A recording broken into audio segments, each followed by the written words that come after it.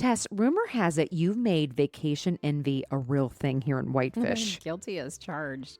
At Outside Metro, we've got everything from cozy downtown lofts to Lakeview retreats, even barns with pickleball courts. And with over 500 five-star reviews, you really can't go wrong. What? Okay, I'm already packing my bags. Just make sure you book direct, Julie, and save on those booking fees at outsidemetro.com. That's where the good stuff happens. Done. Outside Metro, and stay where the locals play. The IWD406 Podcast, where Montana women are heard, celebrated, and supported. This is a woman-centered podcast, but today's conversations highlights a man who shows up as a partner, a supporter, and a champion of women in the arts while building community through music and storytelling. Today, I'm sitting down with Ron Snow, founder of Mountain Bluebird Presents, a Montana-based platform created to celebrate songwriters, storytelling, and the songs that connect us. Based in Deer Lodge, Mountain Bluebird Presents brings people together through intimate songwriting, writer experiences that highlight heart, soul, and community. Ron's path led him to Nashville in the early 1990s, where he immersed himself in the songwriting world before making Montana home in 2007. In 2025, he formally launched Mountain Bluebird Presents with a clear mission: gather people, elevate voices, and reinvest in the communities we love. His work showcases Grammy Award-winning artists alongside exceptional Montana talent and is built on collaboration, connection, and respect for the craft. What makes Ron especially meaningful to have on this platform is not just what he's building, but how he builds it. He is a husband, a nephew, deeply influenced by the women in his life, and a strong supporter of women in the arts. He has intentionally launched events with artists like Joe Smith, a remarkable Nashville to Montana singer-songwriter, to help shape the future of this festival and the broader music community here in Montana.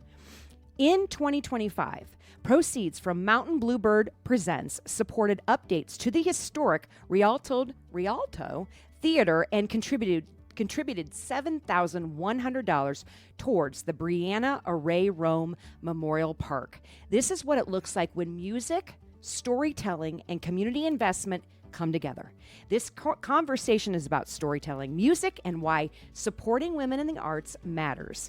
I'm excited to share Ron's story and the vision behind Mountain Bluebird Presents with you today. So let's begin. Hey, Ron, how are you? I'm good. Good morning, Julie. Thanks for having us. Good Man, morning. It's great to be up here and great to be part of this deal. I feel kind of a little honored. Let me just say this, Ron. Having the conversation with you in our pre-chat was I loved just your thinking and the way you value Can we songwriting. get that in writing? Because not many people.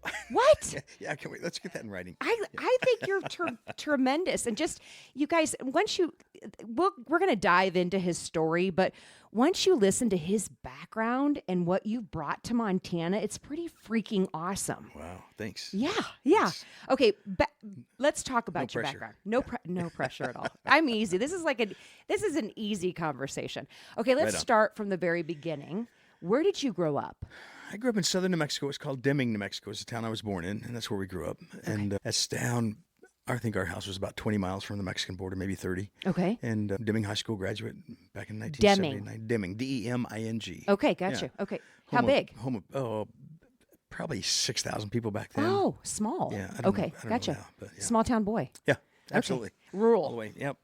Grandparents worked on natural gas pipelines on one side of the family and farmers on the other side, and just there's a little bit of cowboying and farming and ranching thrown in there too for folks. Very cool. Yeah. So then when you were growing up there, probably not a lot to do, right? Mostly work. Yeah. There was work ethic. No, there were some things, but yeah, I mean, big work ethics were instilled in just about everybody around and all the friends, but there are not a lot of hobbies. Radio was one. We listened to a lot of music. Yeah, I want to hear about that. Yeah. Go ahead. Go ahead. We had an AM radio station, and I think it was AM 1200. Okay. Kingdom of the Sun was their call sign, and that was our hometown base radio. And we get some signals out of some of the other stations out of like El Paso, Texas, and sometimes late at night out of Mexico when they get powered up for the evening, so to speak. But yeah, AM radio, and it was a country station, and so that kind of that's what I gelled to. Yeah, As a kid growing up, it was always, there was a radio on in the kitchen or out in the truck or in the tractor, whatever. So what was playing then? Oh man, it was Merle Haggard and George Jones and The classics. The classics, what we would certainly call classics now, and maybe even older than classics. Yeah, But yeah. it's all stuff, and they're all stories, and they all told stories, and when you start listening to those old songs, there's something to say, and some of them are just fun songs. You can't roller skate in a buffalo herd. But back then, I'm just finding some links for me. Back then, it was more about the sound, I was raised with Madonna. Madonna just came out. It was the pop and the vibe and the groove. But were you tapping more into the sound, or were you tapping into the storytelling then? A little of both. Okay. And the sound, it was definitely, back then we called it country and western. It was, that label went with everything in that kind of genre. It was a big genre, and it covered a bunch of stuff. And so you might have Marty Robbins sing cowboy songs and telling that story. That's a big story. When you hear El Paso, Right. Yes. that's a story from start to finish, and that connects people. It get them involved and committed. So I found the storytelling aspect of it really intriguing. Yeah. And then the music, I just love the music. I like to country dance. I like to two-step and jitterbug and Cotton Eye Joe. And I so love that was good. I was not the rocker kid. I wasn't the Madonna guy. Yeah, no, I think really it's regional dependent too. There was country. I'm from farming community, so obviously there was Garth Brooks and Travis Tritt. Yep. Some of those performers, but it was more influenced by the Chicago feel, all the new age pop and all those things. A lot of great music there. A lot of great there's a lot of crossover too. Yep. Okay, so as you were growing up and you're listening to music, did you think to yourself, I want to explore the music world, or did you have a path set for you, high school and then moving beyond? I think I wanted to dabble with the music. I remember getting a toy guitar when I was young. My birth father he had a guitar around, and we had relatives around. I've got an uncle that plays a lot of guitar. And so if I go back to this question, I almost forgot the whole track there, but I didn't have a path set out at that age to go create music. Right. If that's where I was just going to work and enjoying music as a hobby. Yeah. So your uncle was was he dabbling in music? Yeah, he had some musically inclined friends, and we had the Clay Mac Band and Horizon and some other bands. Seems like once a month we put on a fair barn dance. Somebody did, and they were mostly country bands. And Uncle Jack, he's a sculptor out of West Texas. He lives in Clifton, and he also was a guitar guy. And I went over to his house one time, and he and his friend Russell were sitting there just. You call it trading licks back and forth on the guitars. They were playing different pieces back and forth and playing whole songs. And I just thought, man, I want to learn how to do that. Yeah. So that kind of set up. That was a moment for you. It was one of those moments where the interest got piqued, and I wanted to figure out if I could put one of those in my hands and make some sound coming out of it that was tolerable. Okay, but when you started tolerable, I love that, because I know I can't sing. Oh. I listen to my sister and my mom. They're both singers. They've sung in weddings. But once I start throwing out sounds, it's awful. And then did you find yourself, let me ask you, are you a singer? Did you know, was there a talent there? I would say no. I was in church choir for a little while, and I thought I was learning a few things and I could hold a tune, but my hearing is not as good. When I think of singers, I think of really, really vocalist singers like Joe. I've got a friend named Joe Smith and others. There's a bunch of them in Montana. I start a list, and I'll leave somebody out that I don't intend to, but vocalists, to me, the really great ones, they have something. But anybody can sing. So I find joy in it. Do you really believe that? I believe anybody can sing if they want to. I'm not saying they can sing great. Right. I don't sing great, but I enjoy getting that out. Yeah. I enjoy expressing that a little bit. Yeah, that's true. Does that kind of answer your question? No, yeah, it makes sense. It makes sense, because I know it's a form of a verbal expression, it's an extension of ourselves. And if something moves me, I want to repeat it. I'm like, oh, I love that, and I want to sing it. But yeah, I do think it's fascinating, because I've asked singers that have been on the podcast in the past, and they noticed there was a talent early on. And do you think there are singers that are naturally born with it, or do you think they acquire it through lots of vocal training? I think there's a lot of both. I think there's some natural ability, maybe. Yeah. And that takes work to refine that, I think, to become world class. Yeah, I don't think, you look at Celine Dion and people like that where they just belt it out, but I'm sure they have to constantly work that muscle. Yeah, I think when you find the really great artists around here, Hannah King's in Whitefish, right? I know she's been on your podcast before. She's one of our favorites with Mountain Bluebird Presents. And that kind of vocal is from years and years. Some of the best vocalists I've ever heard, amazingly, a lot of them have started out in bluegrass in family bands. Yes. And they come up doing that their whole life. So basically, they've spent a lifetime working on that craft. Yeah. And there's a lot to it. And it's interesting with her story, and she was our first podcast guest. She was a fiddler. Yeah. And Champion. just started with that, playing an instrument, and then moving into, like you, starting with the guitar and playing around on that. Did you learn yourself how to play, or did your uncle teach you? I'll tell you when I figure it out. Oh. When I finally get there. I'll let you know when I learn. No, my Uncle Jack gave me some chord lessons, some basics, and then I had a Mel Bay book one time. And, And I was in band class in the 5th grade with a trumpet, but that was long ago, so I was not unfamiliar with reading music, but I'm not good at it. Oh, I bet you're good at it. Yeah, thanks. Your optimism. I am a very optimistic person. But if you're playing around on it and you're excited about learning, you're always going to get better. You're always going to try to improve upon what you've learned, right? I like the idea of improving, but I don't like the idea of practice. So I'll never be one of those musicians. Nobody's ever going to call me and say, "Hey, come play on my record in the studio." I played bass on a couple of studio albums one time, but that was it. That's cool. But I'm not. And I don't claim to be a musician. I'm just not a musician. Right. When I think of musicians, I think of the Chet Atkins of the world and Vince Gills and all of those. Right here at home is John Dunnigan. Right. John Dunnigan. I just saw him the other day. And Hannah. Amazing. And Joe. And those people, they've dedicated their life to it. I wanted to dedicate a life to it, and then I got sidetracked by making a living and doing things and getting an education. Right. And I just didn't. That's okay. It's still in there, right? And I still like to write.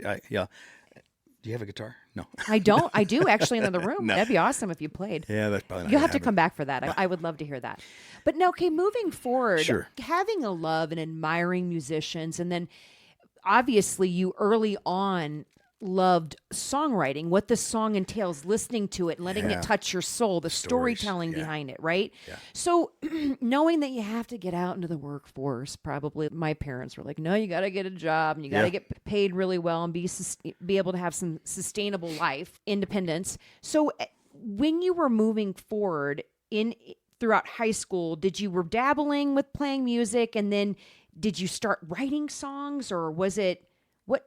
And then after high school, where did you go? It wasn't a linear journey, but I can tell you, Uncle Jack loaned me a guitar, and then I bought a first guitar.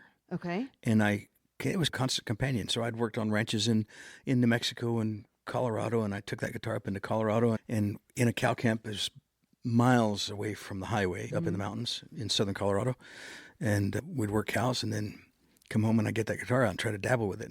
And one of my friends was going through a tough patch, and for some reason I saw something that made me think there's going to be a brighter day. Somebody said that.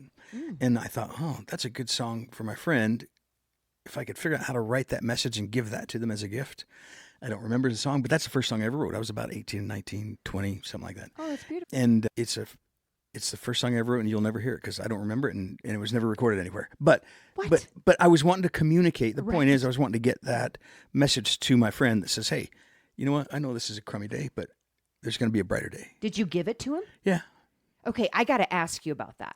So that's pretty personal, and also, I would think if I'm spending the time really thinking about the song and what it would mean for that person. And you're a dude, okay? And singing. Thank you. And singing it for somebody else and giving it to somebody else. Did you have any reservations? Were you like, I wonder how he's going to take this? Is personal. He was a she. A she. Oh, sorry. Yeah. She was a she. Okay, got you. So you were writing a song for her. Yep. And it's very personal on a personal note, but it's also tapped into what you thought she needed, right? Yeah. Just saying. How'd you present it to her? It's going to be okay. Yeah. I said, I got some for you to hear. It was that simple. Oh. Then it just broke into it. And you sang it to her. And how was it received? You got to remember, it wasn't a very good song. So that's okay. But she received it well. Right. And the group that was there, they thought, hey, that's pretty cool. I would think that was cool. Yeah. Yeah, I've had, back in the day when we did mixtapes, I remember ex-boyfriends would do a mixtape for me, and I would be like, why did they think of those songs for me? But to have somebody actually write a song, that's pretty romantic. It wasn't a romantic type deal, but to clear the air. It's pretty intimate. It was a very good friend, and I was hurting for that friend. Yeah. And she was having a tough time with some things, and we were never a couple. It was never a romantic relationship. It was just friends, and it meant a lot to me. Yeah. It just shows a side of your personality and how you express to other people, the extension of yourself and what you give to others. That's what I was trying to do, yeah. Yeah, that's wonderful. I love that. I love that, Ron. Okay, moving forward. All So right. now we have the songwriting buzz. Where did you... Bug for sure. The bug. I started studying songs. So You did. So Okay. getting that done, I'm getting you off track here and I'm sorry, but No, I love but getting that song finished and then delivered is not great as it was. Right. It was fulfilling to me. Yeah. Because Yeah. I got some words, I got a little music, and I put them together, and I strung them all together and delivered it. And it's a song. Some of the pros out there in the world tell me they've written hundreds of songs to find one decent one. So I had my first one down. Yeah. So That's awesome. yeah, Okay, then you were like, I got the bug. What am I going to do with this? yeah. Walk me through what you did. I just kept trying to write songs, and some of it, and I think a lot of writers go through this, whether it's books or songs or anything else, but they might get an idea in the middle of the night. So I started keeping a pen next to the bed, and you write down that note. I woke up this morning before coming in here, and the power was off. Uh-huh. And I'm thinking, oh no, is this going to throw off our whole day, or is it going to work? And so I wrote a little idea down. But anything can be the impetus for a song. So I think I'm getting off track again. But the point is, I started writing down things. And I didn't ever keep a diary or journal, but I had this book of ideas. And come to find out, when I finally moved to Nashville years later and I started meeting real professional songwriters, everybody does it. Yeah. Everybody writes, they take a quick moment and write something down. So you didn't go to Nashville right away when you got the bug. Not working, yeah. You were working. And then I want to know the story about meeting Chris Ledoux. Good. That's a good segue to the whole thing. I want to I'd know mentioned that. Before, yeah. Yeah. So I was working on a radio station in New Mexico. It was Great Country Favorites, K-Grade FM 104 and AM 570. And I started there as the guy that, we have a camera and audio guy in here in the studio this morning.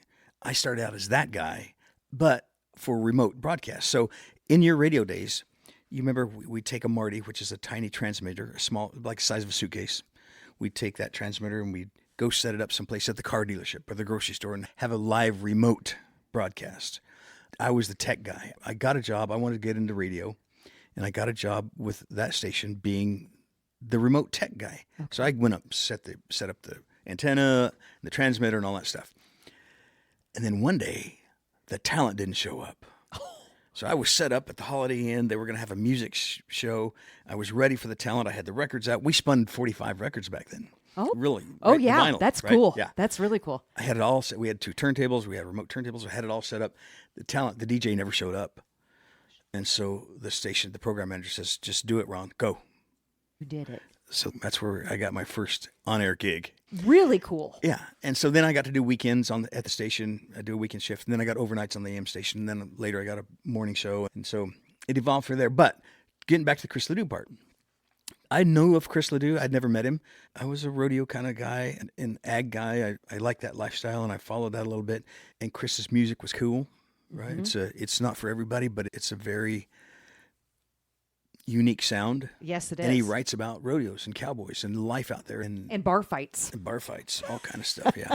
And re-rides. Yes, I love right? all that. And so he was coming to town to do a show at a place called, I think it was called the Desert Sun back then. It might have been the Triple R Bar, but it was a nightclub. Okay. And they were advertisers on a radio station. So we were the sponsors. The radio station was kind of the sponsors of part of the show. And I was going to get to do the presents, we called it. So I would go out on the stage ahead of Chris before he comes out. The band starts playing, and I'd say, ladies and gentlemen, welcome to the Triple R Bar, Desert Sun, whatever it was. And KGRT presents Chris Ledoux. Well, before that, he came in the radio station, and we did an on-air. Okay. We did an interview. And so we're talking about stuff. And then... Was he your first talent that you had interviewed? Yes. That would have been overwhelming. Yeah, it was pretty. But you know what? Are you a starstruck guy? No, not really. Okay. I respect it all. Yeah. But I think part of it is the people themselves. He was really laid back and really, hey man, what's going on? Mm-hmm. So there was no tension. It was just, okay. And I knew his music. It helps when you know your subject matter. Right. And so we got to talking, and somebody at the radio station said, hey, Ron, you ought to play him one of your songs. And I was a little scary. That moment was a little scary. And we were off the air with him, and he says, what do you mean? He says, oh, Ron likes to write songs. So we started talking about songwriting. We went off and we had some coffee, and we went to the venue and did sound check and all that stuff. And he said one day, he said, if you really want to, you got a good start here. And if you really want to write some songs, you probably need to go to Nashville and spend some time studying with those guys. Wow.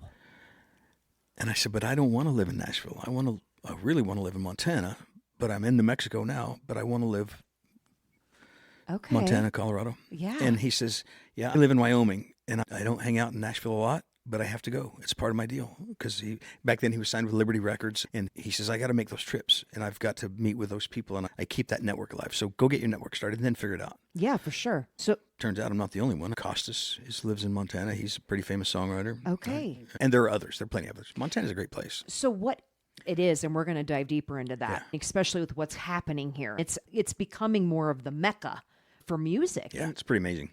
And you're in the right. We'll get into that. Okay, sure. But I want to stay where we're at with that inspiration for you. Obviously, you had Uncle Jack back in the day that got your interest peaked into picking up a guitar, and then now you're starting to play around. You write that one song that just lit you up a bit, and then you're writing more songs, and then somebody like Chris Ledoux comes into your focus and says, "Get your butt to Nashville." Yeah.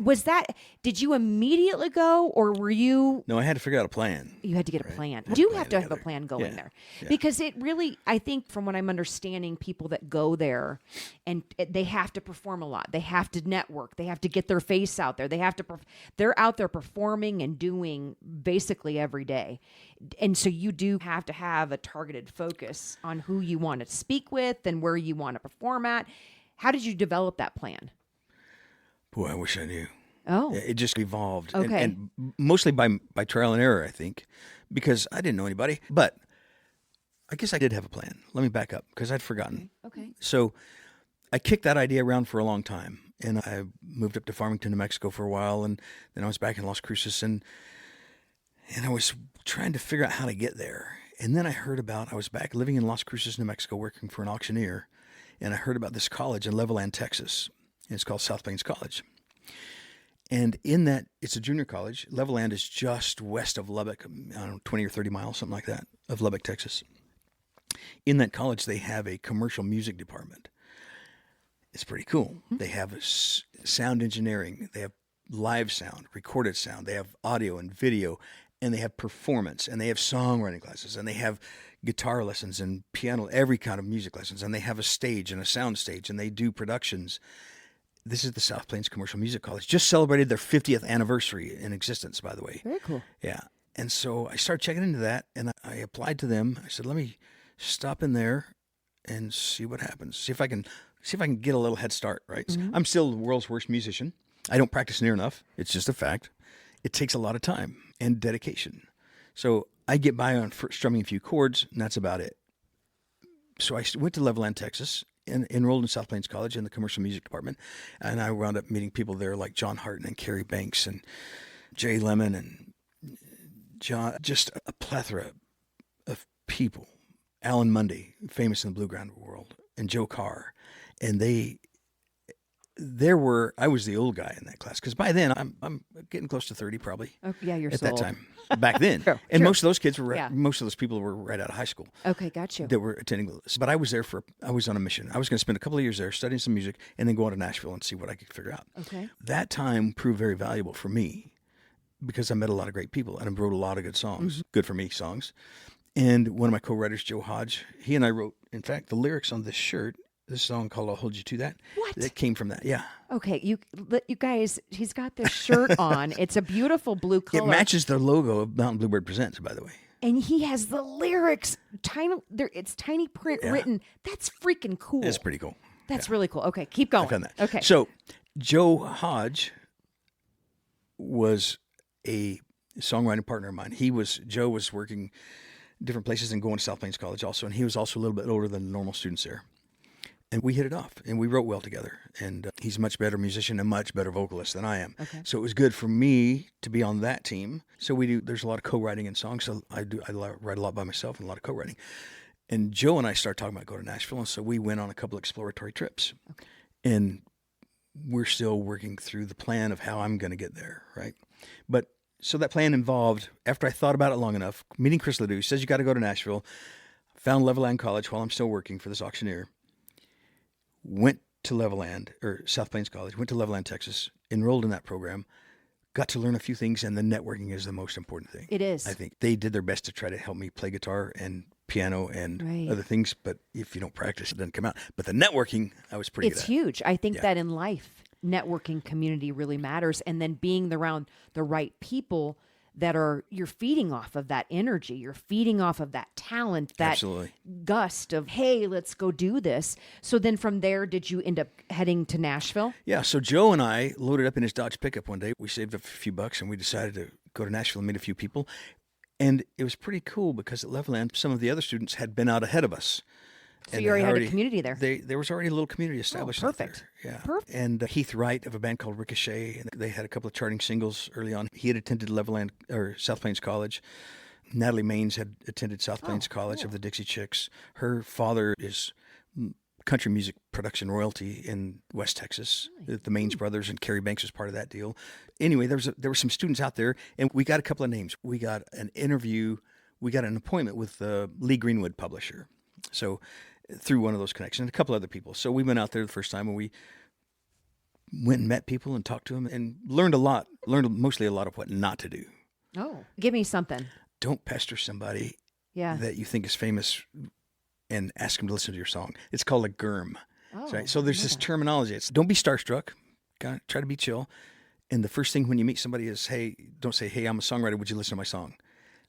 It's a relationship business. Yeah, that's a little Right? tacky. Yeah, it's a little tacky. It's called a GERM. A GERM. Yeah. I've never heard of You know, it. I think they still use that term in Nashville. It's I moved here 20 years ago, so I don't know. So you have to be tactful. You have to inch your way in, get to know, build respect, trust, Respect, trust, rapport. and show Relationship. authenticity. Yeah. Like you're there to you're humbling yourself. I'm willing to pay the dues. I'm willing to pay the dues. I think and that's learn. the deal, right? That is so true, though. I love that you just said that because that can be Everything. It applies everything. everywhere. I tell my kids that all the time. Really cool. Okay, so then what was your big first thing that happened in Nashville that was monumental for you? I want a core memory. I love that. It can be a little emotional to me. Oh, I love Still. Yeah, share it. I think it was our second trip, and now I need to do more backstory, but I think maybe our second trip to Nashville. I had met a guy in New Mexico named Randy Houston. He's a cowboy singer, and that's a great, he's got a lot of accolades and awards. And he's a rancher in New Mexico. And he and I were both at a Farm Bureau convention in New Mexico one time, and that's where we met. He has a publicist named Vernell Hackett. She's called Pen for Hire. And she was also one of the founders of American Songwriter magazine. Randy introduced me to Vernell. So we got to Nashville, and we went and said hi to Vernell, and she says, oh, by the way, you guys, there's a songwriter show at the Union Station Hotel tomorrow night, and you guys should go. And it was being put on by, I don't know if it was Nashville Songwriters Association International, NSAI, or the Songwriters Guild of America, but it was a songwriter show and a round show. And I'd been to a couple of them. Joe and I had been to the Bluebird, and I went to someplace like at the Broken Spoke and maybe Third and Lindsley and Douglas Corner Cafe and Zany's Comedy Club. I had them once in a while. Yeah.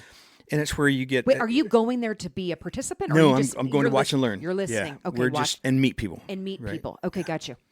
And so she says, you guys should go check that out because there's some really good hit writers going to be there.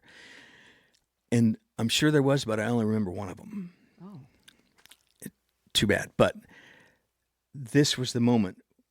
So we're in the Union Station Hotel. When you walk in the front door, you get inside a little ways and you turn to the right, and there's a big ballroom, which kind of, as the windows kind of look out along the Broadway street side, lower Broadway of Nashville. And I call it a ballroom. I don't know. It would be, you could have a convention there or a ball or Right. what, big party Yeah, room. Big party room. And there was a little stage set up. It was about 1 foot tall, maybe 2 feet max. And there were 3 or 4 chairs on it. And we got there in time and everybody was quiet. And it's a listening environment. It's not a concert. It's not a bar party. It's a listening environment. It's a purpose. That's what I love. That's part of what I really love. And you about had an experience. You had experienced that before? Yes, on a minor scale. Okay, and gotcha. not with this kind of star power on Yeah. the stage. Ooh. And I'm sorry, I wish I could remember the other people, but here's the thing that got me. When I was listening to that country radio and when I was a DJ, we were playing some of this music, and this guy wrote some of those songs. And Alex Harvey was his name, and he co-wrote the song called Delta Dawn. Now, Alex is not a little guy. Okay. He was not a little guy. He's passed, and when that ballroom in the Union Station Hotel was on us, it was it was a wood floor wood structure. There was rooms under it. So it wasn't like it was on a solid concrete pad. It was kind of like a big drum top. That whole floor was. And he sat on that stage and he picked up that guitar and he told a story about why he wrote the song, and it was a nod to his mama and the hard life that she went through. But when he went into that song, and he's got this big, husky, gravelly voice, and his foot is stomping time on that stage, and it's reverberating through the floor of that whole Union Station room, up through my chair. And then he went into Delta Dawn. She's 41, and her daddy still calls her baby, and half the folks around Brownsville say she's crazy, and she walks downtown with a suitcase in her hand looking for a mysterious dark-haired man. In her younger days, they called her Delta Dawn, and the song goes on. Doesn't have that many words, but it's such a huge story in a short amount of time. And to hear it come from him in that big, huge, deep, Delta Dawn, gravelly voice, that's when I said, I got to move here. Yeah. So I went back to Texas, got my moving to Nashville plan together, and I was out there probably in 6 months. But that was the moment. Literally, I got chills. It's unreal. And there are a lot of great songwriters that I've got to be in the audience, and you get to experience that same feeling. That's part of the draw to me, and the Mountain Bluebird Presents thing is why we want to focus on that format. Right. I've been to a lot of concerts, and they're great. But that connection to me, and then a year or so later, I got to meet Alex, and we've talked about things, and he said, how's it going? I said, bummer day. I said, I got served papers and getting a divorce. He says, that's ought to be good for 2 hit songs, at least. Yeah. That's the way those guys think, right? Yeah, it's interesting. You're channeling the pain and the grief. Yeah. It's like you have to figure out a way to channel it, and you figured out, and by that moment in Union Station, which, excellent description. Have you been in there? Have you been? No, but I've seen pictures. Go. So when I was getting ready to interview you, I did some research on that because I was like, wow, that's stunning. And then they have, I think, 3 different rooms where people can perform, and they're small, and then there's a little bit bigger of a room.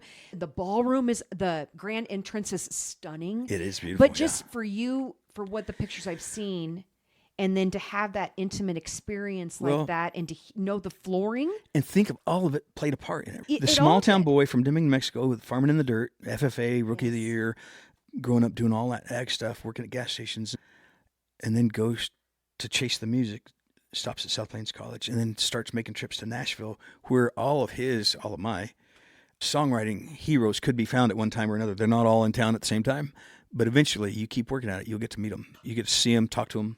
Right. Because they're nearly all very approachable. Yeah. Really cool. I'm still just reeling. I'm sitting in what you just shared because I love storytelling.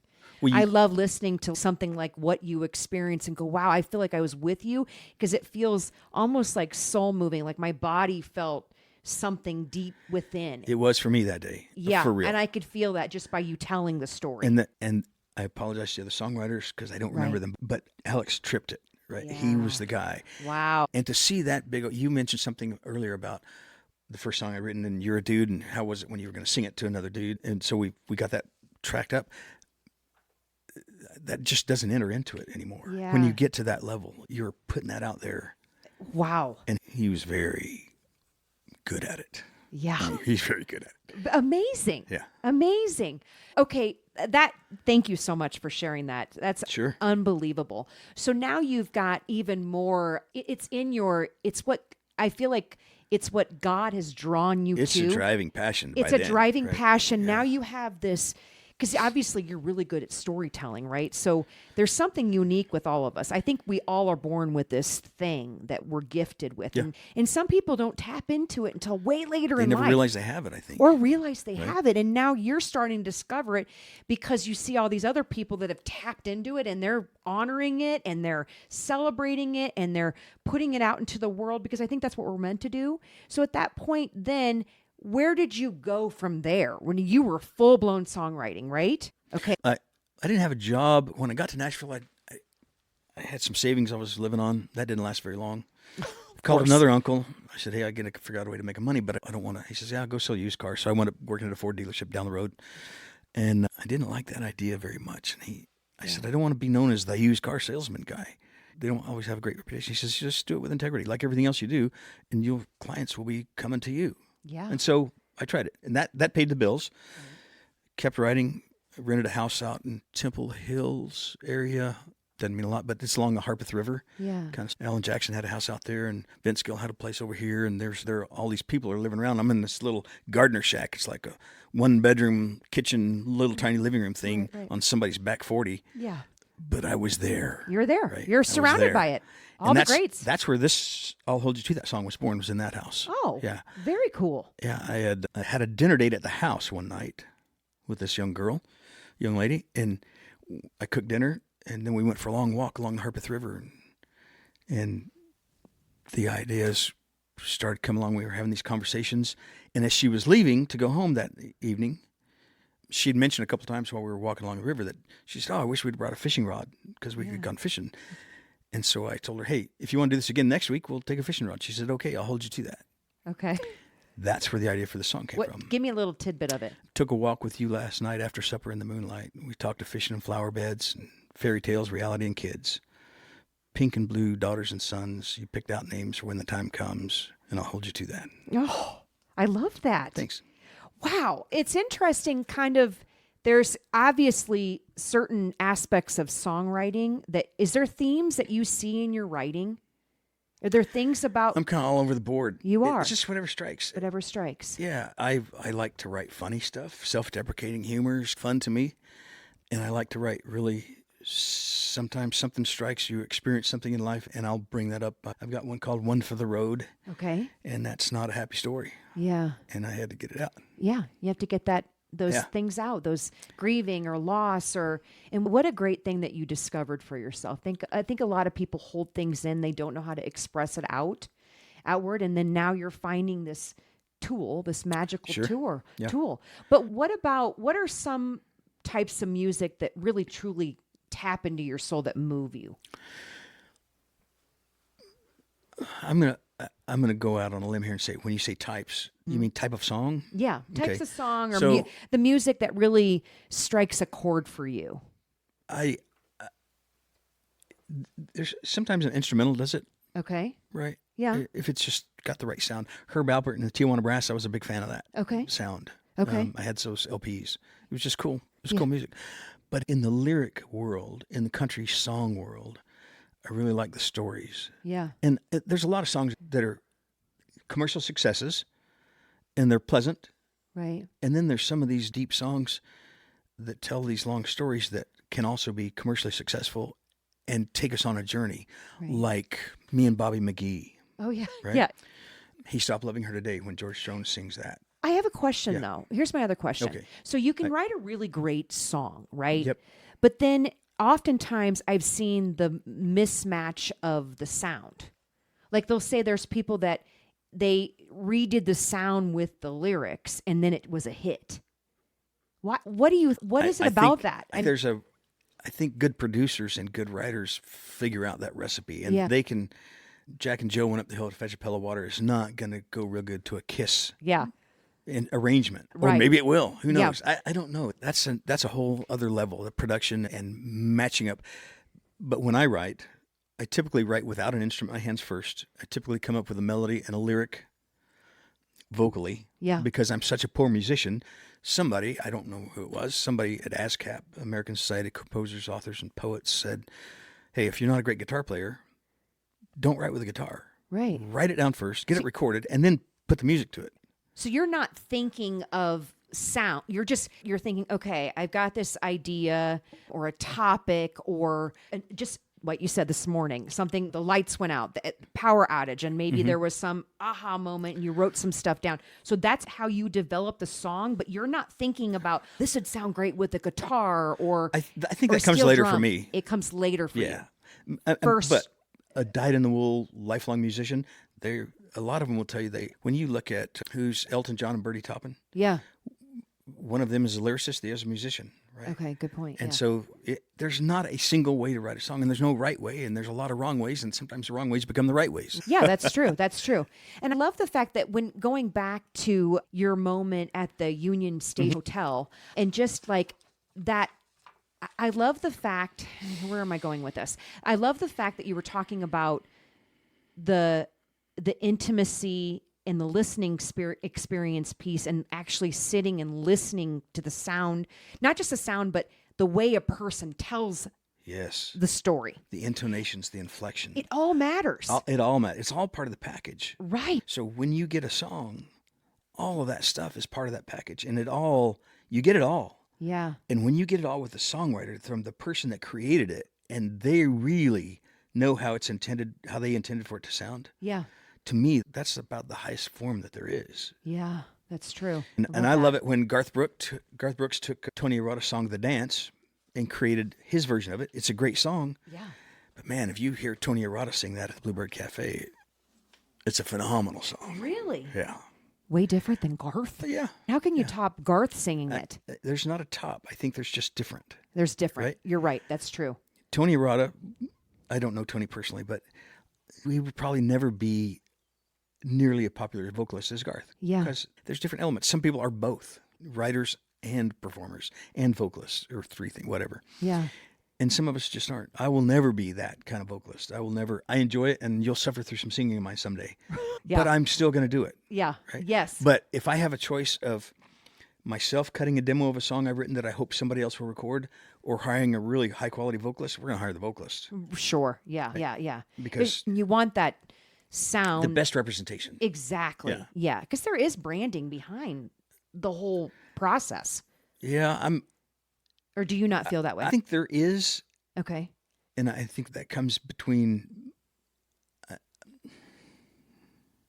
I don't know. Good question. Yeah. A hard question. It It's is a a hard challenging question. Yeah. Because everything we do, like the logo for Mountain Bluebird Presents and the name and there's a story behind that, and that's all branding. But it wasn't music driven. It was driven by the desire for me to bring this type of show Yes. more often to Deer Lodge, Montana. And before we go there, I Sure. want to know. So you were in Nashville for how long? I think I moved there in the early 90s, maybe 91 or 92, and left there in 07. And then somebody count that up. did you move 10, to 13, 15 years. Did you move to Montana right after that? Moved to Deer Lodge. Because your end in goal was 07. to get to Montana. Yep. But I tried to run away to Montana when I was 6. did you? Yeah. What about Montana? What is it about Montana? Well, I'll tell I you mean, this little she's story. pretty This is a amazing. little off. She's pretty amazing. She is. Mama caught me at the end of the block. My mom's 4'11". Okay. I had twin sisters by then. They're 4 years younger than me. I was 6. They're almost 2. She caught me at the end of the block, and she says, "Ronnie, where are you going?" I said, "I'm moving to Montana." She says, "You're running away?" I said, "No, ma'am, I would never run away. I'm just moving to Montana." Running away was a negative connotation, even to a 6-year-old. Right. To me. And she said, "Where are you going to live?" I said, "I'm going to live with Little Joe and Hoss and Ben and Adam Cartwright." Okay. She didn't tell me then that the Ponderosa was not in Montana. It was in Nevada. She love that. spared my little heart. Oh, I love that. And That's I so good. had a sandwich in my sack, and I had my rifleman plastic toy rifle that I was going to take with me. And she says, "I'll tell you what, it's time to feed the girls. Come back, help me give them dinner, and we'll talk about this later, okay?"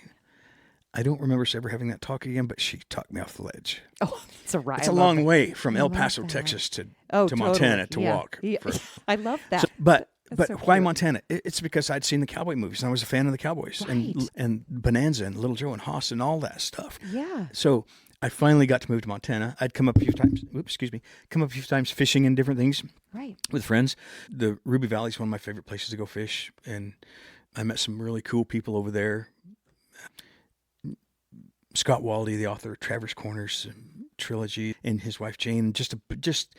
I just meet a lot of cool people in Montana. Period. Yes.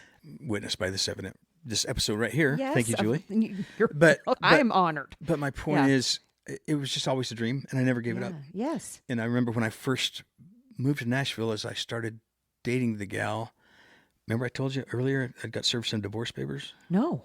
Yeah. Okay. Did I leave that part of the story out? And he We said, left a little bit of it out, Maybe but that's that's all going to be right. good. Yeah. Anyway, I told this girl I was dating, I said, "Hey, on our first date, it was a matinee at the Franklin Theater in Franklin, Tennessee, a matinee movie. I said, "Hey, just so you know, my long-term goal is not to stay in the Nashville area, but I'm moving to Montana."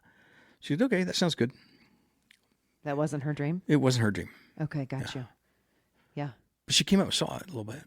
But she had lifelong family ties, and all of her family's there, and it was just too big. Yeah. And I'm a different kind of person, Yeah. right? And plus, you're a connected person. I feel like along your journey in life, you meet people and they're friends for life. You have named off so many people that you've known.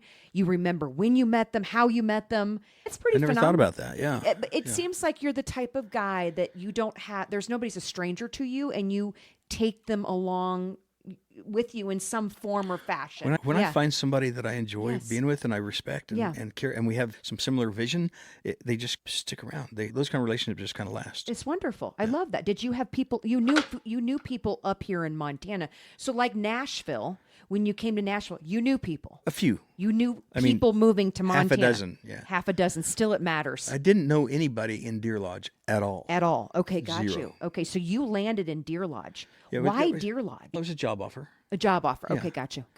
Yeah. And so then, did the songwriting aspect and were you still doing it on the side? Because Montana, you're looking at Nashville then. Are we talking about early 2000s when you moved here? Yeah, so 2007. Okay. June of 2007. And I'm still learning. But it seems probably they had these little bar bands everywhere. Sure. Now we're getting festivals here. We're having big performers come in. So back then, were you like, I'm just going to move to Montana, but the music scene's not that great? That's what I thought also. Okay. But I could still write. You can write anywhere. Oh, for sure. And- yeah, And by then we had cell phones and email. true. And so I was still sending stuff to possible co-writers back and forth, but not as much because I really got focused on making a living. Yeah, of course. Because I was not a commercially successful songwriter in Nashville. There are so many amazing songwriters and musicians. And I want to go back to, it's really hard to make it. I think it's very difficult to make it. Yeah, that's what I'm understanding from Hannah and Michelle Rivers and Stephanie Quayle. And those are all extremely talented people. Yes, but it's a hard place. Yes, it's a hard very hard business. And then I think sometimes as we grow, my desire to chase a hit song changed into just wanting to write really great songs and share them with people around me. Yeah. And so my focus became on making a living. By now I'm getting up there in years. 20 years ago, I was in my 40s. Yeah. And I said, I got to start thinking about retirement Right. and focus on making some money because this is not my exact calling. I can participate in it. And I'm around all these people and I met all these people and now I can still enjoy that, but I also so I was no longer focused full time on it. And the songwriting took a back seat to making a living. Does that make sense? It totally makes sense. But did you feel like a part of you, I'm being honest, I'm asking you Sure. a question, but the songwriting portion seems like it really taps into part of your soul. It really feeds you. And once it became on the back burner, did you find yourself, was there lulls? Were you noticing, I crave that, I want to be, was there any pull to go back to Nashville? Or were you like, I'm in Montana, this is where I'm going to be, I'm going to root myself and enjoy what I've got here? A little of both, I would say. Okay. There are days that I miss. Yeah. There's Nashville. a hustle and bustle in Nashville. Yeah. And that's a little busy for me. Yeah. Deer Lodge is about my speed of town, really. I get you. I grew up in Deer Lodge, but it was called Deming. Oh. Does that make sense? Total makes sense. We had the same kind of little mom and pop grocery store and then one bigger chain grocery store and a lot of the same people. Yeah. That's me. That's who I am. That's where I belong in this small town. But I really had a great time in Nashville and the surrounding areas. In Franklin, I wound up living out in the country outside of Franklin, Leapers Fork, and still have some network friends in the music business. And we connect with new friends all the time. And then I found out a couple of years ago, I think, really, I never gave it up. I always wanted to do something in music in Deer Lodge because that town's important to me. I made it my home. Right. They welcomed me in.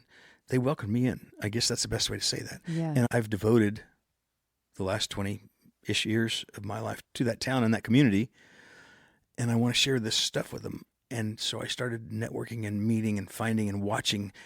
At this time, Montana is starting to really seems like pop with the Red Ants Pants Festival and the Big Fork and the Whitefish Songwriter Festival and Red Lodge and Livingston. And so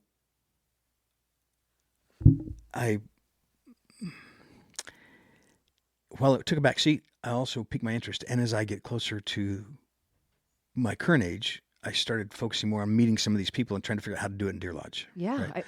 Yes. And that's where I found Joe Smith and the Big Sky Troubadours. Whom they were also in Whitefish at one point. Yeah. Yeah, they're in Whitefish. Okay, gotcha. And so Joe did her tour of Nashville, I'll call it. It's kind of like a tour of duty. And she had a recording contractor too and was writing songs, still has a lot of great songwriter friends and contacts. Her dream, they wound up living here right outside of Whitefish. Mm-hmm. And she met Carrie Klepper, who, have you had Carrie on your show before? Carrie's on my show. Yeah, the episode's not released yet. Okay. I thought you guys had talked. Yeah. And so they were producing a show over at Urban Omni called Big Sky Troubadours, Joe and Friends. So Joe and a couple of her friends, she'd call them up and say, hey, come do some rounds, spend a couple of days in Whitefish. And my wife, Shelley, and I started coming to those shows. We were at the first one, and we went to everyone thereafter, I think. Wow. And that's how I really, after we went to all those shows, then I started emailing them and said, hey, this is really good stuff, and I want to do something similar. Yes. And so we started talking about things and what could happen and so forth. But so I got us a little off track. I'm sorry. I'm bad about that's that. okay. But songwriting took a back seat for a while. Yep. To career. Because I love to eat groceries. And I love having a roof over my head, right? Yes, true. And Montana's not. And Montana's a good place to have a roof. Yeah, and it's not cheap. I hate to say it. Montana's not. It's hard living here, and you got to work hard to. But Deer to Lodge be is here. a great town. Yeah. And I found a little house and made friends with that person that sold me that house, and we've been friends ever since. And then I got involved in the boards and things, and you were connecting with people that were coming here, and Yep. you saw. I do think we're in a bit of a westward expansion, business opportunities, definitely with the arts and the music scene and culture. For sure. People are craving it here, and here's the deal. And agree with me or don't agree with me. It feels like Montanans, because I'm not obviously from my accent, I'm not an original Montanan. Really? But I would get, you're not an original Montanan. That's right. But I do feel that Montanans are pretty open. They're pretty, Yep. we're having a Accepting. moment with her today. You're right. Yeah, they're very accepting, and they're curious. And they're curious about, what are you bringing here? What are you doing? And I feel like people are doing the right thing. They're bringing in this Montana style, a lot, like with what's happening with Under the Big Sky. They're not bringing in out of East Coast stuff or West Coast stuff. It's all stuff relatable. It's all relatable. It feels like it fits. It when feels like when it you look at the fits. bill for Under the Big Sky, Yeah. and that whole Ranch Rodeo Music Festival thing, Yeah. that all looks to me like it belongs here. And right? what's interesting about all this, and you just said the Red Ants Pants Festival, which Yep. I've had Sarah Calhoun on the Yep.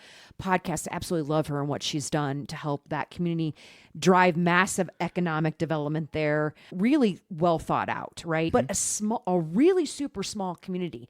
I even look at like Whitefish, and they're bringing in 30,000 plus people in for it's a Under the deal. Sky, Yeah, right? Huge. So, and I think to myself, like, why not Missoula? Why not bigger cities like Billings? Like, why are we picking these smaller, remote that really don't have the infrastructure? Obviously, you have to think about safety of patrons and participants coming to the festival, all those things. But it's really fascinating how it's building some momentum. Do you feel that? And have you seen that? Momentum? Absolutely. Can Is that you what you're asking me? answer why they're focusing more on these smaller communities? I don't know why. I've never asked the gals over at Red Ants Pants or the folks at Big Sky or over at the Headwaters. I don't know why, except maybe there's room, right? Yeah, there you go. Maybe there's space. Right. And there's people, a little shout out to Music Ranch, Montana, over in the Paradise Valley outside of Livingston. They've built a little theater there over the years. They moved there, had some land, they had the space, they like the music, so they built it. So there's people with a passion that want to devote to that deal. Yes. And it takes room, it takes space, it takes stuff. Yeah. And I think when you go to the Red Ants Pants Festival and you're looking at that space, there's room there. And it's out of town a little bit. Right.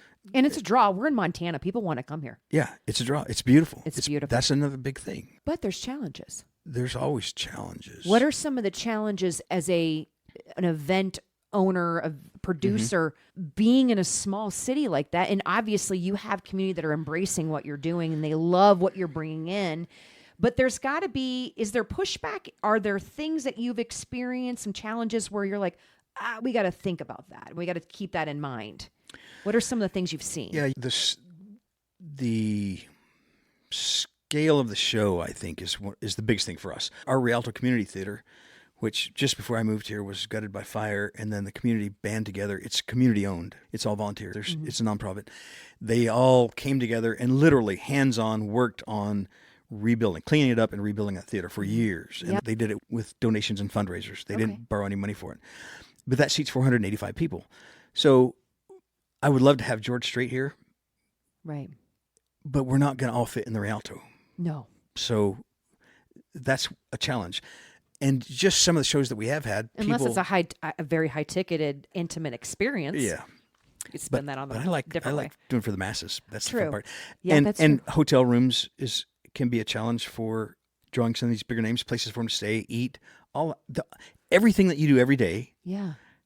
You take that experience and you multiply it with a level of difficulty, because you have somebody that's coming in that's never been here before, and you have to help them find out where to eat, where to stay, where to play, all these things. And that's where this network of people. Yeah. I'm assuming community partnerships and obviously setting up hotels and all the things, you really do pull on the surrounding businesses. You have it's to. so important.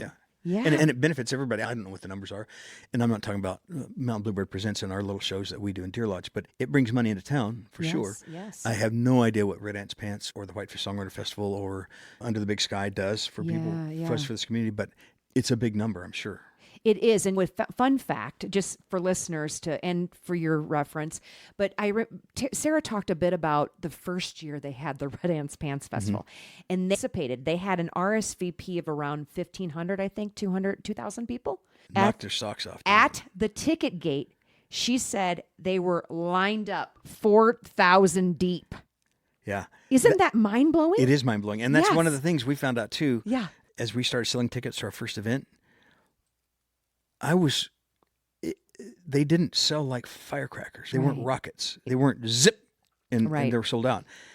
The majority, and I've done some more homework in networking, it turns out the majority of festival goers, show goers, it is more common for them to buy tickets near the event than far and ahead. Oh, yes. So I've learned that it can be stressful when you're putting out all the money to fun put it together. fact from doing events. I've done statewide events and different things for IWD406, and I've learned you'll know this as a Southern boy. So the Southerners love to be the first to RSVP. The Midwesterners don't want to be they don't want to be that person that didn't make the deadline. Montanans are like, I may or may show up, may or may not show up. I think I'd like to go to that. Yeah, I think if I didn't spend money on the raft that I wanted to buy, I'm going to buy tickets for that. They're Got a week-long float on the Flathead. Yes. Right? It's interesting, though. But yeah, so I don't digress. But yeah, it's really fascinating. I love the fact that all these festivals, these music events they're bringing it back into that community. It's really a shared event, which I love. When the community buys in. Yes, it's successful. It's huge. Yeah, it's huge. Because everybody wants to see it do well.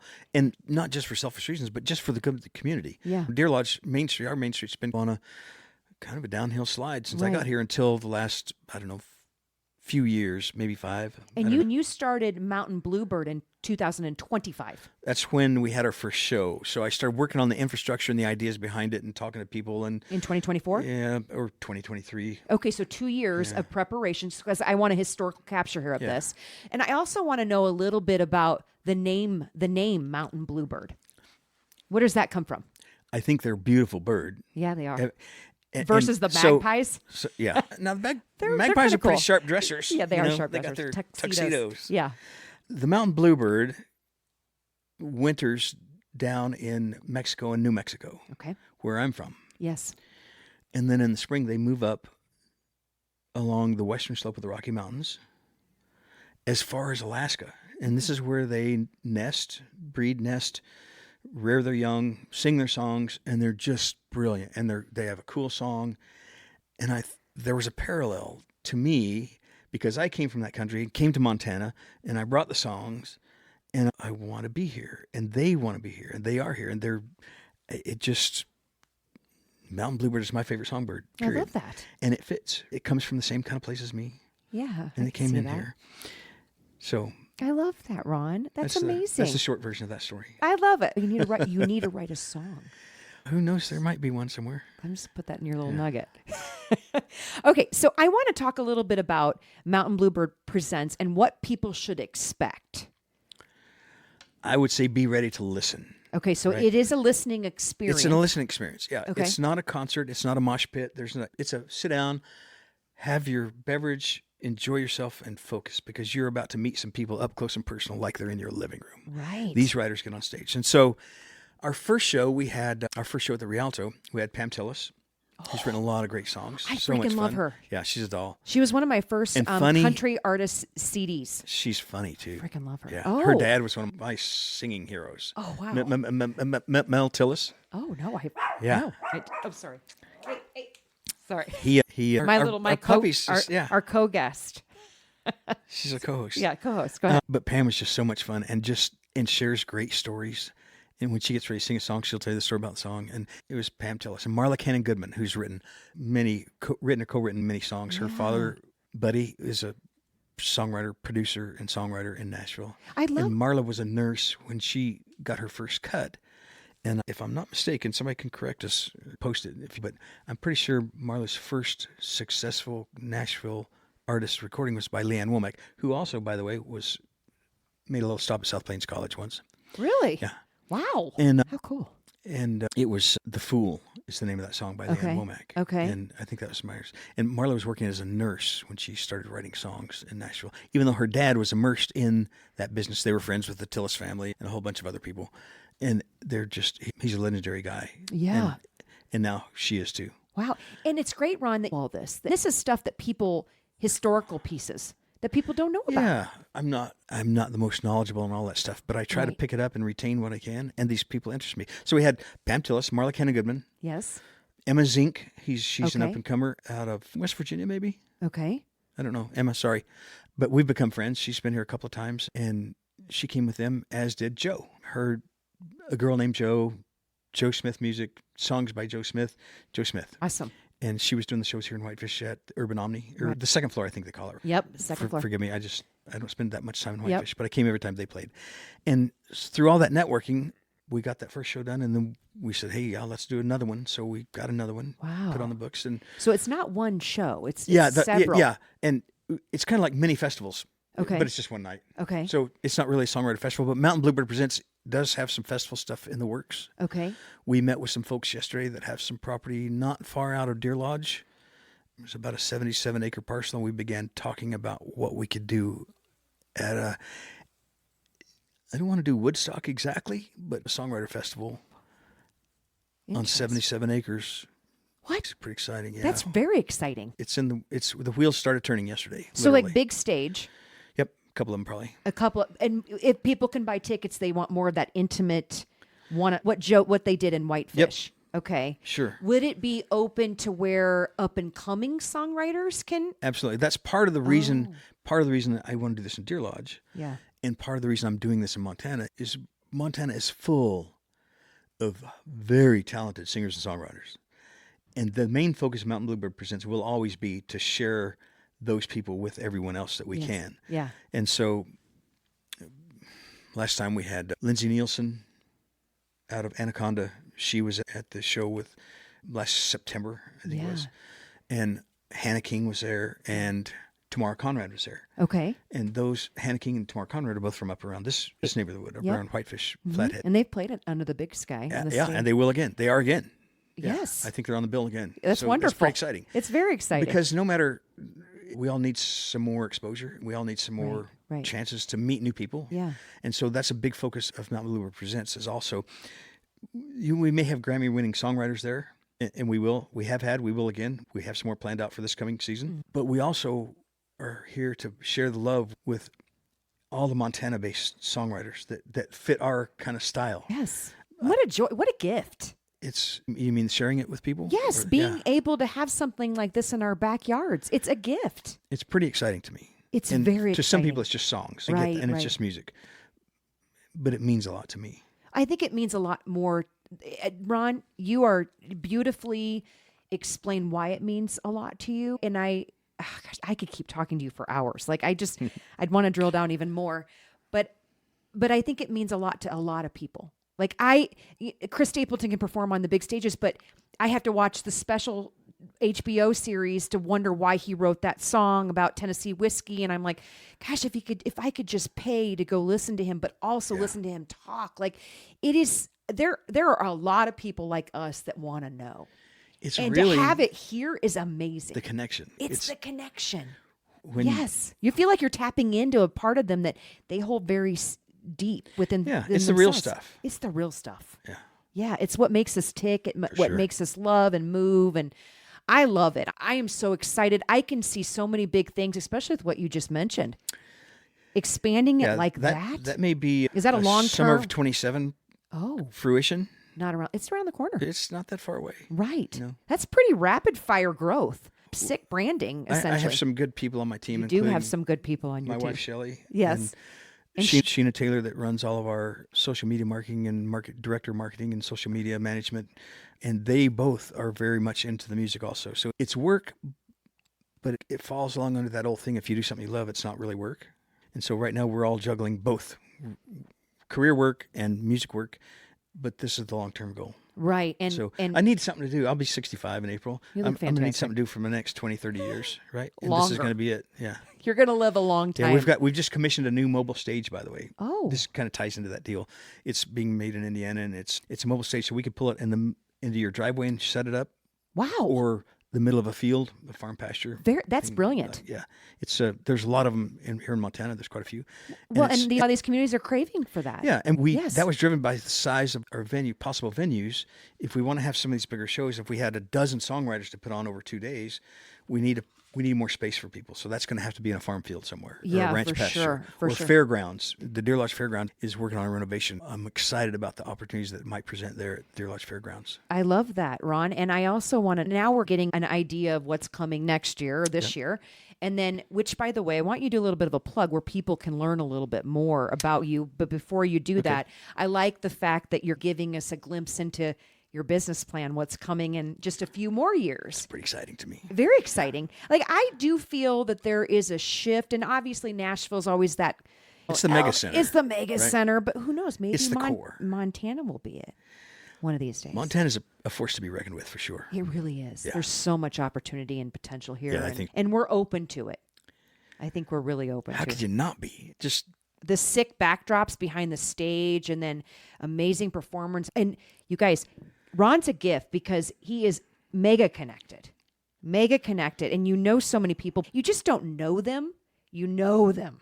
I'm That's very really fortunate. cool. Yeah, That's really cool. It's an investment in everybody, right? Yeah, it's an investment of absolutely. your own heart and soul into other people, Yes. and then back to you.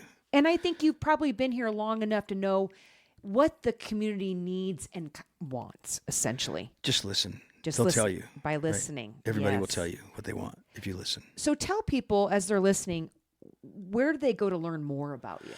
I think probably the quickest site for everybody is mountainbluebirdpresents.com. And my phone number's in there. And you can see past shows. You can see our upcoming show in May. We'll soon be, I don't know, probably next week maybe. I'm not sure. I don't know what Sheena has in the marketing plan yet, but we'll be teasing our future shows for the other summer season of 2026. So the first one's May 23rd. And mountainbluebirdpresents.com. Okay. Okay. We're also on Instagram, Facebook, LinkedIn, Threads. Yeah. We're in Threads. I had to look at I've Sheena seen back it. there. She's Yeah. back there. Yeah, it's good. I'm She glad she's- needs cue cards. Yeah, I probably need to And, put another mic so she can come And in and chime in. you can find out all about that show. Okay. And then you can also find, and that's going to be, by the way, P-Dub is his name, Philip White. Okay. Check out his songs. Yeah, who do you have coming in? Joe is going to be there. Yes. And Mark Nessler. Okay. I'll get the songs wrong if I tell you without looking at my cheat sheet, so I don't have them. But look at our website, and they'll tell you all the George Strait songs and just all kinds of songs. Wonderful. They're going to be really good. I love And then that. opening that is going to be Ben Larson out of Phillipsburg. He's going to be on that set, and Lance Handyside from over around Montana City, Boulder kind of area. Okay. He's a Montana-based boy. And then who else we got? Sheena, do you remember? Amanda Stewart, yeah. Amanda Stewart's over Bozeman, and how can I forget her? She's a great talent. Wonderful. Yeah, it's going to be Do you pretty go good. seek them out or they come seek you? Kind of both? All of the above, and I like to go kind of like a scout. You know, Yeah. I think it's used in almost every industry. Okay. Whether it's supporting sports or music or all kinds of things. Record producers and record label executives go sit in on these little Songwriter and the round things quietly in the background. I do a lot of that too. And Shelly and I go to shows all the time. That's my wife. And we go to Songwriter rounds and festivals. The first time I met Hannah King was in Red Lodge. Okay. And she didn't know I had all this stuff in the works. And then here we are a couple of years later, and she's booked on more than one of our shows. Oh, awesome. And same with everybody. So I go seek them out. And sometimes now that we have our social media program up and running, meaning Facebook and Instagram, when we announced this last show, we had some people that have sent me messages saying, hey, I'd like to be part of this. How do I do that? Mm-hmm. So that's pretty heartwarming to me. Yeah. It's pretty cool that whatever we're doing, there's some people that find enough worth in it that they want to be part of it. Yes. I love that. That's pretty good. That makes you feel Makes good. me feel really good. You're doing a great thing. Yeah. And I think Shelly and Sheena would tell you the same thing. And just everybody that's involved with it. My mom came up for our first show from New Mexico, flew her up here, and she just was thrilled. Oh, I love that, Ron. Cool. So, that's amazing. Yeah. I'm so happy for you. And I'm happy for all the people that are involved in building something amazing. And I know you do and I want to make sure people know this. Sure. And I said that in the intro. You give back. We do. Part of our... I mean, you gave back $7,500 the first year. Yeah, it actually wound up being a little more than that. But Was it more than that? That's the only data I gave you. Okay. You know, so that's it's wonderful. I'm just trying to be modest. It's important to... Shelly and I don't take salaries, take any of this money. We're hoping this will all pay for itself and invest in this new equipment and other equipment along the way. And then whatever we have left over expenses, we've so far donated back to the community in different ways. We bought a bunch of guitars for the middle school or junior high school band program. I remember you saying that. Yeah, because they want to get a guitar program started. So we Yes. bought them a bunch of acoustic guitars. Music Villa over in Bozeman helped us get those at a good price. Okay. Music Villa is a great guitar store, by the way. There's a little plug for those guys. Okay, good. Love that. And then we've donated cash to that program. We have donated to the Brianna Ray Rome Foundation. We're going to build a park. They're going to build a park to memorial Brianna. I think I met Brianna when she was 2 or 3 years old. Could you mind sharing a bit? Yeah, she lost her life in a very tragic car accident before she graduated high school. Okay. And it was just a big loss to our community. So as part of this healing process, they started the Brianna Ray Rome Foundation. Yeah. So there's another woman in my life, right? And part of their goal is to give that back to the community, but they're also going to build this memorial park. So everything from our last September show, everything over expenses we shared with the Rialto Community Theater and the Brianna Ray Rome Foundation. Wow. To get a head start on that park, to help. They've already started on it. It's just a little park on Cottonwood Creek, right there off of Main Street in Deer Lodge. It's just a tiny little, maybe 1 acre, if it's even that big. Yeah. But those are the kind of things. So if I can plug a couple more. Yeah. Do it. So our upcoming May show is on Memorial Day weekend. Okay. It's Saturday night of Memorial Day weekend. Okay. The beneficiaries of that show are going to be the Montana VFW Post 689. That's Deer Lodge. The Color Guard, the Honor Guard there. They always need a little funding because they do a lot for that community.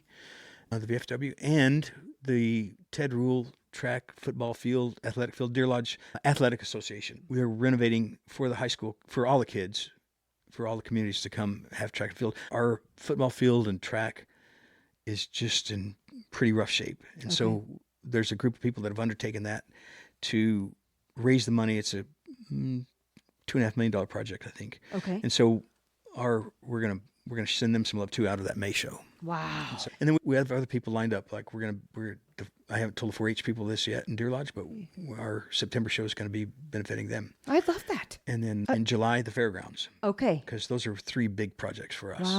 Wow, that's wonderful. Yeah. You give so much back to the community. What can people do to support you? Show up to the shows? Buy a ticket. Come to the show and Yes. share us on social media. Share it. Share the news. Share the love. Yeah. Listen to this podcast. Send people back to this podcast. Send them to you. Just tell people about it. That's the thing. We don't have the kind of budget to advertise. Right. Every place we need to advertise to make it all work. Right. So these days in social media, it's pretty easy to network that out. Yeah, for sure. That's amazing. Thank you so much. Hey, thank you. We're down to our last few questions. And as our listeners know, I could keep talking to you for hours, Ron. You need to have your own show. I don't know about that. And then you could interview songwriters and do all sorts. I'm just throwing some more stuff in Sheena's your back lap. there shaking her head, I yes. know, she knows. She's nodding up and down. That'd be a gold mine. Okay, our first question is, you've supported women in the arts, partnered with incredible talent, and have a cultural impact rooted in community rather than ego. When you look at the kind of legacy you want Mountain Bluebird Presents to leave, what do you hope people say they felt after being a part of something you helped create? Wow. Yeah, I know it's a heavy one. You're pretty good at that. I am. I'm really good at it. Let me share this. I Okay. think this is, somebody else told me this. A friend of mine in Deer Lodge,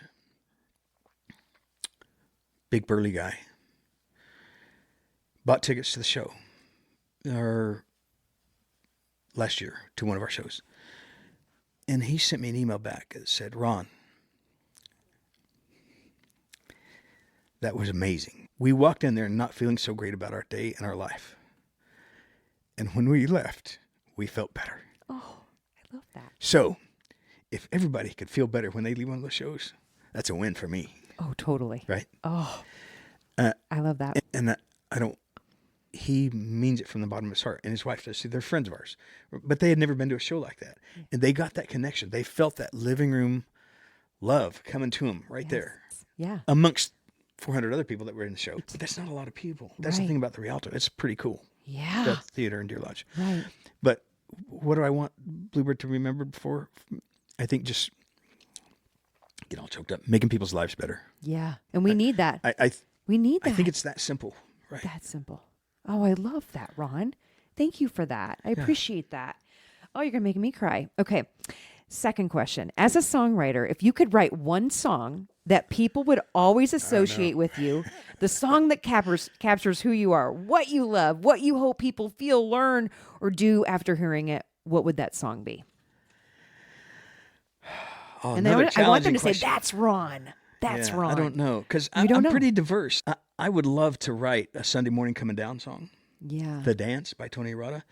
Me and Bobby McGee. I have not written one of those songs yet, I don't think. By the same token, Roger Miller's a big fan of mine, or I'm a big fan of Roger Miller songs. Okay. And he's got some pretty silly stuff. Okay. My song title might be Saving Up Green M&Ms, and I'll hold you to that. And I don't know, just it could be, I don't know. I don't know how to answer Think that about question. it. Yeah. Think about it. And I've then got a lot of funny songs You're that just- I think are funny. I see you writing And some romantic. pretty intense romantic songs. Yeah.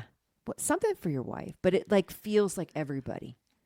I don't know. It's I got just, I think for him to, there needs to be a kind of a mass appeal. It needs Sure. to be Yeah. good, but if it appeals to more people, the more they can connect. If it's too Right. specialized, then it's a disconnect. So Yeah. it'll be, I hope you listened back to this episode and you realize you have a very unique way of tapping in to the soul of people. And I think that song to me seems like that would be a song to say that's Ron. That I to like me, that idea. I don't know, something about that. I'm just spitballing. No, I like and it. I'm not a songwriter.